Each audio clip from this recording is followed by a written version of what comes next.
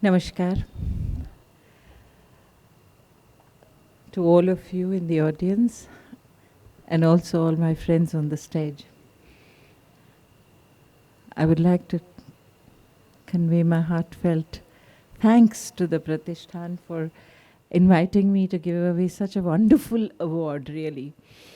Giving awards to people when they have already achieved a lot in life is one thing, but to recognize them, to recognize talent at this point of inflection, where after this, all these 5 practitioners can only go up. So the prize is really in recognition of your work and also to tell you that, hey guys, you've got to fly higher. So congratulations to all the 5 of you. And all the best for a nice long innings in Indian and world theatre. The whole world is your playing field actually now. So where do I begin? Where do I figure in this? Like you, I began many moons ago, almost 45 years ago, I entered the world of theatre. Nobody from my family belonged to the theatre, and I was the first child who went and joined a theatre group. And that group was the IPTA, Indian People's Theatre Association. So I had to get home by the time the street lights were on. And rehearsals used to begin only when the street lights came on. Also, IPTA was a left of center ideology theatre group. There were a lot of Muslims in IPTA. And so my conservative middle-class family was very worried when their daughter joined this theatre group. A group that has communist ideologists in it. There were Kefi Saab, A.K. Hangal, all these people who were card holders in those days. I'm talking of the 1973-74 period. And the first obstruction was my elder brothers who were complete fans of the US. And this was at the height of the Cold War. So Russia was the Iron Curtain. These were the political goalposts that existed. Against these, there was a whole world politics being played out. And my brothers were very annoyed that I had joined a theatre group that had a left-of-center ideology in its presentations that it made. Add to this, there was a Muslim angle. They were very worried that I would fall in love with a Muslim. So this is the background that one comes from, and one had to actually fight logically with the family and say that, this is what I want to do. You can't stop me. And luckily for me, the seniors from the theatre group actually came home to my parents and said, she's talented, please let her do the theatre she wants to do. The only thing my mother wanted was, she said, when you come home to drop her, I want to see one of your faces. Don't leave her at the gate and go. That's all she was concerned with.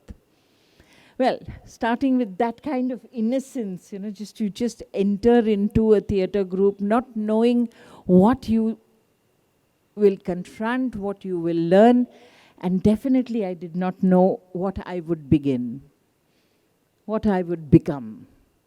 So when Ashok asked me to speak, I said, Ashok, what am I going to speak about? He said, you speak about Rangashankara. Rangashankara is a theatre that I was instrumental in making happen. Because every project like Rangashankara needs one mad person who's ready to give up everything and chase the dream. So I was that mad person who 20 years ago wanted to build a theatre for Bangalore. And when I went to Bangalore in 1979, there was only one theatre. There was only one Ravindra Kalakshetra, which is a kind of slew of Ravindra Bhavans that were built by the Nehruvian government in all the big cities of India. You have one Ravindra Natya Mandir in Bombay, you have Ravindra Kalakshetra in Bangalore, Hyderabad. Every city has one. Besides that theatre, there was really no other theatre. I don't know what you are seeing. I'm sure you're seeing images of Rangashankara. This is the theatre. It's built on a small 100 by 100 feet site, which is given by the government of Karnataka. It's a civic amenity site. And it can house about 300 people. It has a beautiful thrust stage. It's about 12,500 square feet of built-up area. And Rangashankara is probably one of the most affordable theatres in the world, well-equipped theatres in the world. Even today, 15 years down the road, we charge only 2,500 rupees for the whole day, plus 10% of your ticket sales. So the idea being you make affordable, world-class facilities available to the theatre community, and they will surely use it. The instigating factor was that there was no theatre when Shankar Nag was my husband. He was also a theatre enthusiast, and for those of you who don't know, maybe I can just tell you that he went on to become a matinee hero in popular Kannada cinema after he was cast in the first film by Girish Karnad called Vandanandu Kaladalli. He got a lot of awards and then got picked up by the mainstream cinema in Karnataka. Even today, he's a legend. They have his photographs on autos in Karnataka. Yes, there are bus stands in his name. There are colleges in his name. Because he was like hope. He died at a very young age. He died before he turned 36. And that was 30 years ago. So for me, I knew Shankar from my theatre days. We were in rival colleges. He was in Lala Lajpat Rai College and I was in the Narsimhanji College. I'm a product of the intercollegiate competition scene. So when Shankar went, it became like a kind of a riding desire for me to do something. One thing that we probably wanted to do together, to be part of, was to build a theatre, was to have a theatre for the amateur theatre groups of Bangalore.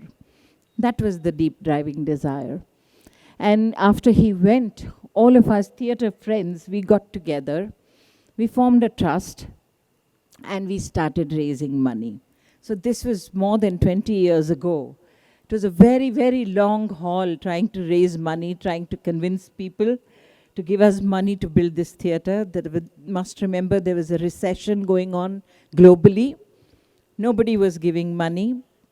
But somehow we managed. We really worked very hard and we managed. And we opened the theatre in 2004. That was 15 years ago.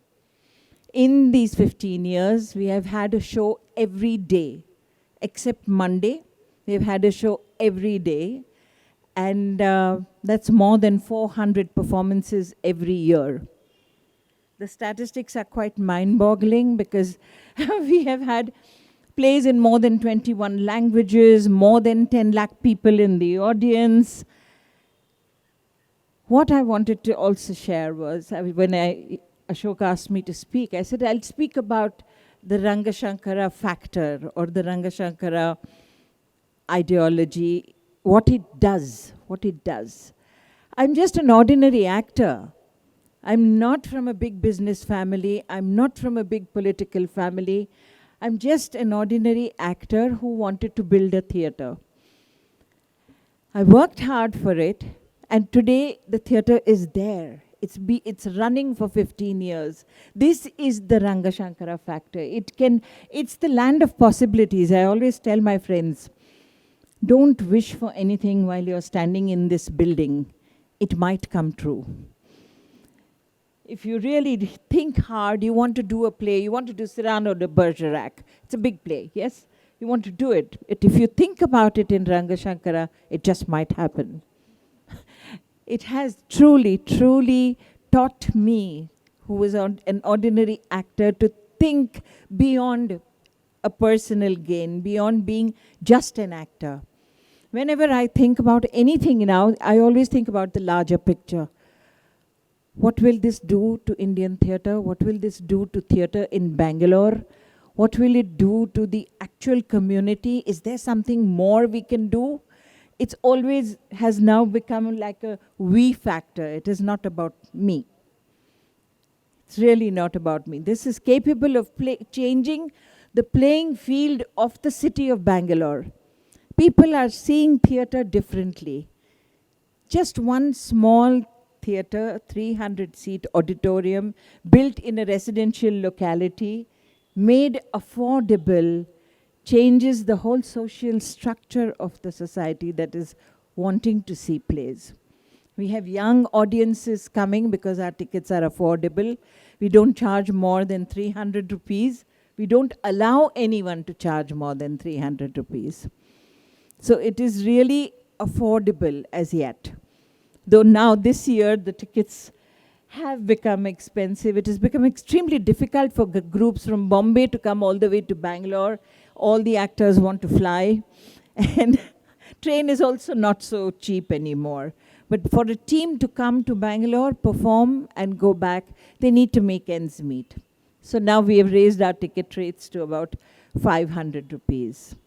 The whole idea being now, if you look at the future of Rangashankara, what this project has actually taught me how to do is to look at how can we make the lives of people who have dared to jump off and declare that they're going to do theatre.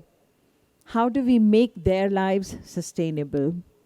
How do we make sure that they earn enough so that they don't jump off into the web series or into the television series world?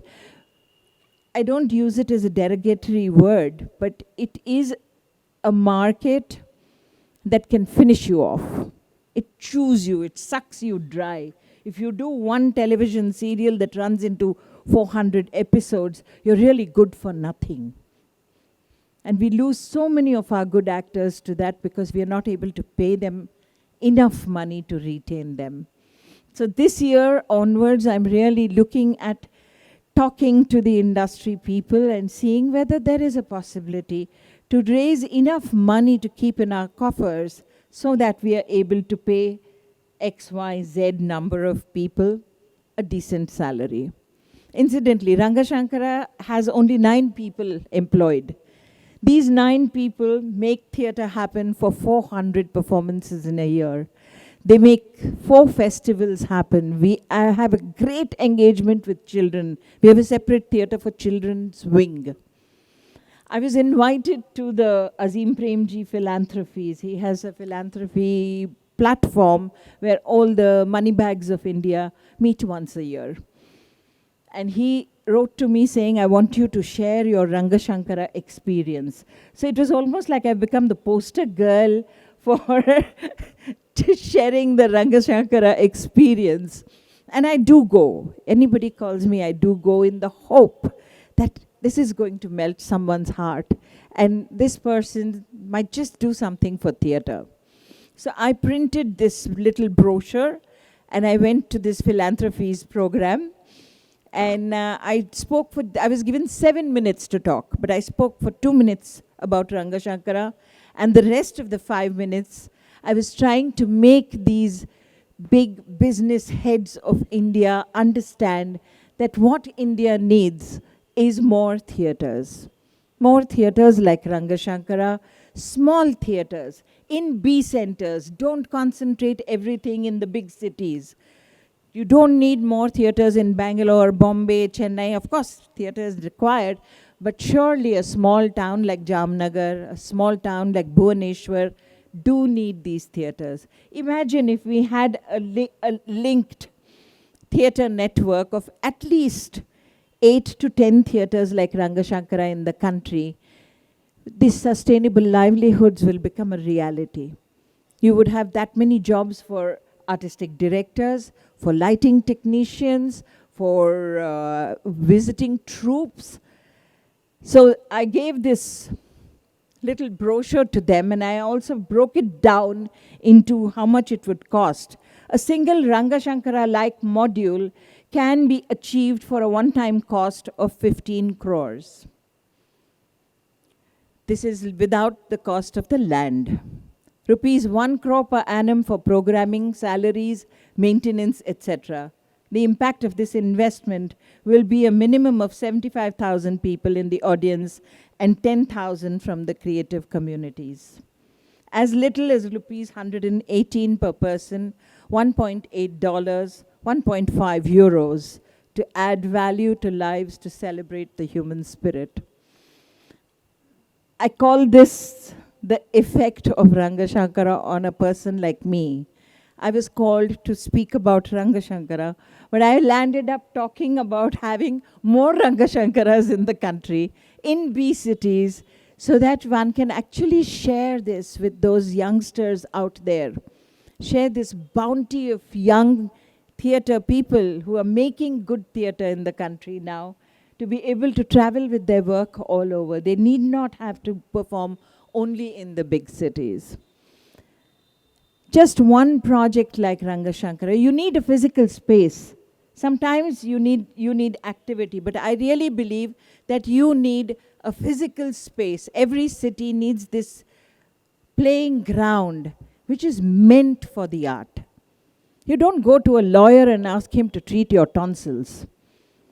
Similarly, you need a theatre space for theatre, and the Maharashtrians know it too well.